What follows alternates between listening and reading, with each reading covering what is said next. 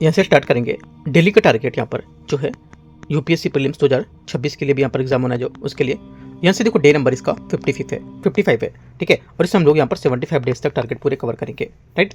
अभी यहाँ पर करीब 4 से 5 दिन में आपके यहाँ पर ज्योग्राफी और यहाँ पर इन्वायरमेंट भी खत्म हो जाएगी। डे 60 या डे 62 तक जो बचेगा यहाँ पर करीब आपके पास 12 दिन के आसपास, उसमें से आपका इन्वायरमेंट नहीं, आर्ट कल्चर और यहाँ पे साइंस टेक्नोलॉजी के टॉपिक यहाँ पर हम लोग डिस्कस करेंगे इसमें, ठीक है। तो इस टाइप से आपके पूरे जितने भी सब्जेक्ट थे उसके अच्छे से यहाँ पर कवर हो जाएंगे एक एक टॉपिक यहाँ से, राइट।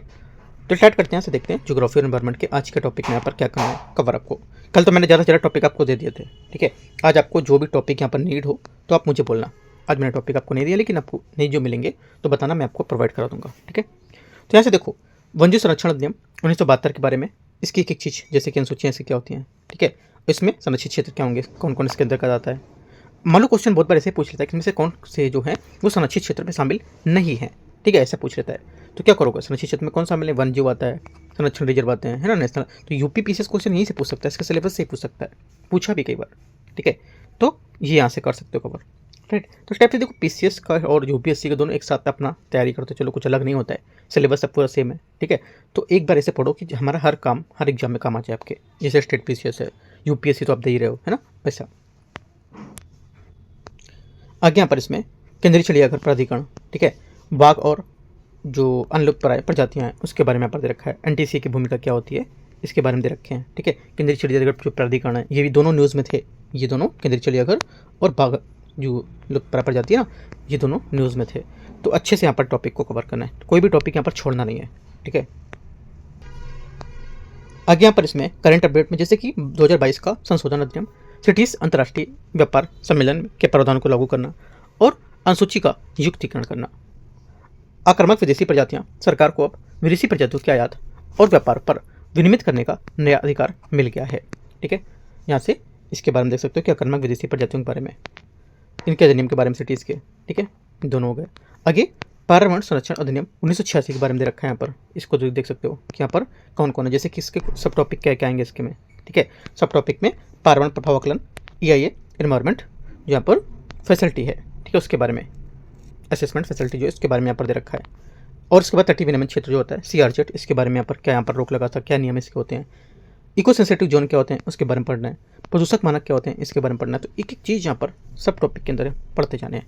हम लोग का टॉपिक क्या है, हम लोग को यूपीएससी का जो टॉपिक है पर्यावरण संरक्षण अधिनियम 1986 है, लेकिन हम लोग को इतनी चीज़ें अंदर इसकी पढ़नी है, ठीक है। आगे आते हैं, क्वेश्चन हम लोग को यहीं से देखने को मिलते हैं जब यूपीएससी पूछता है। तो आगे आएंगे, देखते हैं करंट अपडेट यहाँ से, जैसे करंट में कुछ यहाँ पर पॉइंट भी ऐड करनी, करंट में क्या पर न्यूज़ में था, जैसे प्लास्टिक अपशिष्ट को लेकर के काफ़ी न्यूज़ में चल रहा है चीज़ें, वो यहाँ से कर सकते हो। और ये PT 365 की जो मैगजीन है वहाँ पर भी करंट का टॉपिक था, वहाँ से आप इसको रीड कर सकते हो, ठीक है। पढ़ा भी होगा आपने, नहीं पढ़ा तो इसको रिवीजन कर लो। आगे टॉपिक नंबर यहाँ पर इसी में तीसरा है वन अधिकार अधिनियम, इसको लेकर के यहाँ पर जैसे कि व्यक्तिगत समुदाय आधारित, ठीक है, यहाँ पर अधिकार क्या होंगे, ग्राम सभा की भूमिका क्या होती है, विशेष कमजोर जनजाति समूह यहाँ पर जो PVTs होते हैं उनके वो क्या होते हैं। करंट अपडेट यहाँ पर जैसे कि वन संरक्षण 2023 ये रीड करना है, भूमि डाइवर्जन को लेकर के, हैबिटेट साइट्स से कुछ थे, अब जो आवास अधिकार थे वो उसको यहाँ पर पढ़ना है, ठीक है। जैविक विविधता यहाँ पर जो यहाँ पर बायोलॉजिकल डाइवर्सिटी एक्ट है 2002, ये रीड करना है कि यहाँ पर क्या इसके जैसे कि त्रिस्तरीय संरचना थी इसमें, ठीक है। कौन कौन इसमें, NBA मतलब जैव विविधता प्राधिकरण, राज्य बोर्ड SSB और यहाँ से स्थानीय समितियाँ यहाँ पर त्रिस्तरीय थी, राइट। पीपल डाइवर्सिटी रजिस्टर क्या होता है, इसमें स्थानीय जीव संसाधनों और पारंपरिक ज्ञान का दस्तावेजीकरण है। एक्सेस और लाभ सहायकरण, इसमें जैव संसाधनों के व्यापार होने से मुनाफे को स्थानीय लोगों तक बांटना है इसमें, ठीक है। तो यहाँ पर इसके एक्सेस लाभ साझाकरण ये सब एक एक पॉइंट यहाँ से रीड करना है। इसमें करंट का अपडेट यहाँ पर है, जैसे कि 2023 का संशोधन आयुष यहाँ पर चिकित्सक है उसको लेकर के, आयुष वाले मैंने आज जो 20 क्वेश्चन है ना वहाँ पे मैं कराया हुआ है क्वेश्चन यहाँ से इसका, तो यहाँ से इसको सरल बनाना। उसके बाद डिजिटल सीक्वेंस इन्फॉर्मेशन है, इसमें डिजिटल डेटा को लेकर के इनकी अंतर्राष्ट्रीय नियम भारत के रूप में क्या चर्चा है वो पढ़ना, ठीक है। इसके बाद वो पढ़ने के बाद इसी के आगे टॉपिक और है छोटे छोटे से, इनको देखते हैं। जल और वायु प्रदूषण अधिनियम, इससे पढ़ना है CPCB और SPCB। जल प्रदूषण नियम, ठीक है, वायु प्रदूषण नियम जो है ये दे रखा है, राइट। तो ये सब पढ़ो और कुछ अपडेट यहाँ पर इनको देख लेना। नेक्स्ट पॉइंट है इसी में ऊर्जा संरक्षण संशोधन 2022। इसमें जलवायु लक्ष्य नेट जीरो से 2070 तक, ये सबसे चर्चित कानून है। ठीक है। कार्बन क्रेडिट स्कीम, इसकी स्थापना प्रावधान क्या होगी। गैर जीवाश्म स्रोत, उसके बारे में रीड करना है। बिल्डिंग कोड, बड़े भवनों को लेकर स्थिर मानक तय करना, ये रीड करना है। और राष्ट्रीय हरित अधिकरण एनजीटी, नेशनल ग्रीन ट्रिब्यूनल, इसका यहाँ पर कितना 15, 10, 25 है ना, इसका 15 साल पूरा हो गया है 2025 में। तो यूपीएससी क्वेश्चन पूछ सकते हैं ऐसे, क्योंकि जब 2010 में इसका 20 साल पूरा हो रहा था ना, तो 2019 में यूपीएससी ने क्वेश्चन पूछ लिया था इस पर। क्वेश्चन होगा, चेक करना आप एनजीटी पे 2019 का प्रैक्टिस किया होगा तो 19 पे था, 19 या 20 पे से ही कुछ था, है ना, चेक करना आप। तो यहाँ से क्वेश्चन पूछ सकता है इस पर इस बार भी, तो ये थोड़ा सा इंपॉर्टेंट है, इसको भी रीड करना है आपको।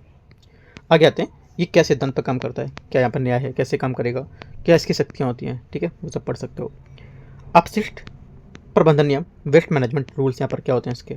ई अपशिष्ट क्या है, प्लास्टिक अपशिष्ट क्या होंगे, खतरनाक अपशिष्ट क्या है, तो तीनों यहाँ पर पॉइंट रीड करने हैं इसके। भारतीय वन अधिनियम 1927 क्या है, इसके बारे में।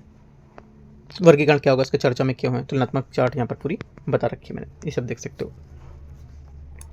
संस्थान क्या है इसके, ठीक है, संस्थान जैसे कि एनटीसी है, वन्य जीव संरक्षण 1972, बाघों के संरक्षण का प्रबंधन करना। एनबीए, जैव विविधता अधिनियम 2022-2002, इनके तहत जैविक संसाधनों का लाभ साझाकरण करना। सीपीसीबी, जलवायु अधिनियम को लेकर के वायु प्रदूषण निगरानी तय करना।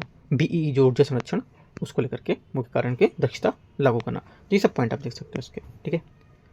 आगे आते हैं ज्योग्राफी में।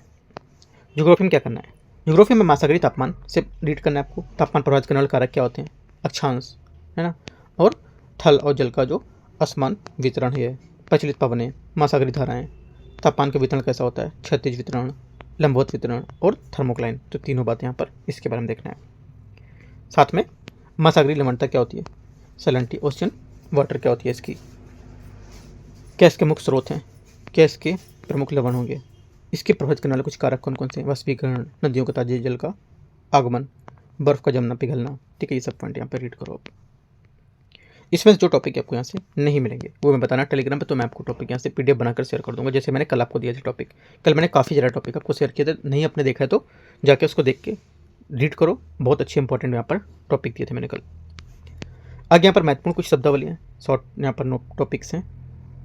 आइसोहेलन क्या होता है ना, विशिष्ट लवणता वाले क्षेत्र क्या होते हैं। पाइनोक्लाइन क्या होता है, पाइनोक्लाइन वो होता है जहाँ पर घनत्व तेजी से बदलता है, और पूरी डिफिनेशन इसकी रीड करना है आपको, और नहीं मिलेगा तो बताना, मैं आपको शेयर करूँगा। इंसो, ईएनएसओ, एलिनो और लानिना, इसके बारे में ये तो पढ़ा ही होगा। करंट अफेयर्स के कुछ यहाँ पर पॉइंट हैं, ये सब रीड करना है इतना, ठीक है। तैयारी के लिए यहाँ पर कुछ टिप दे रखे हैं, जैसे कि यहाँ पर इसको रीड कर सकते हो। करंट अफेयर्स यहाँ पर स्टार्ट होता है। करंट अफेयर्स में यहाँ पर 3 टॉपिक हैं, 3 टॉपिक से 9 क्वेश्चन, 9 क्वेश्चन ये प्लस 20 क्वेश्चन सुबह हम लोगों ने किए, 20 9 29 क्वेश्चन, मतलब 20 टॉपिक 20 क्वेश्चन वाले थे, और 9 क्वेश्चन यहाँ से 29 क्वेश्चन आपके करंट अफेयर्स किए हो गए। कल भी 29 किए थे, ठीक है। तो इस तरह से आपके 60 क्वेश्चन 2 दिनों में पूरे हो गए, और 60 टॉपिक भी पूरे हो गए। एक तरह से काफ़ी इंपॉर्टेंट टॉपिक्स यहाँ पर क्वेश्चन है, ठीक है। यहाँ पर एक टॉपिक से 3 क्वेश्चन है, इनको टॉपिक को पहले पूरा रीड करो, ठीक है। उसके बाद आप इनके क्वेश्चन के आंसर दे सकते हो, राइट। आंसर अपना चेक नहीं करना है यहाँ से, पहले अपना आंसर देखो कितने आपके मार्क्स सही हो रहे हैं, उसके हिसाब से बाद में आप चेक कर लेना यहाँ से। आगे आते हैं टॉपिक 2 यहाँ से, राष्ट्रीय पोषण माह, ये भी काफ़ी न्यूज़ में था 2025 का, ये सब पीआईबी की न्यूज़ है, ठीक है। एक न्यूज़ पीआईबी के इसमें हम लोग कवर करेंगे, क्योंकि यहाँ पर काफ़ी ज़्यादा क्वेश्चन लास्ट ईयर यूपीएससी ने पूछा था इससे।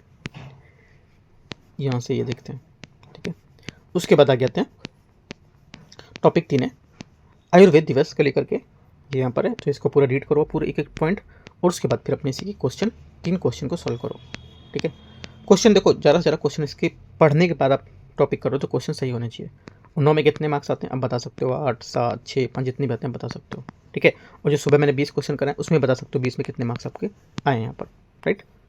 तो इस टाइप से पूरा टॉपिक यहाँ पर है, आपको पढ़ने हैं आज के टारगेट में। यहाँ से एंड करते हैं, कुछ डाउट रहेगा नीचे कमेंट में पूछोगे, और जो मिनी टेस्ट चल रहा है मिनी टेस्ट भी आप कवर करो, जो विजन है इसका, है ना। यहाँ से एंड करते हैं, all the best, thank you.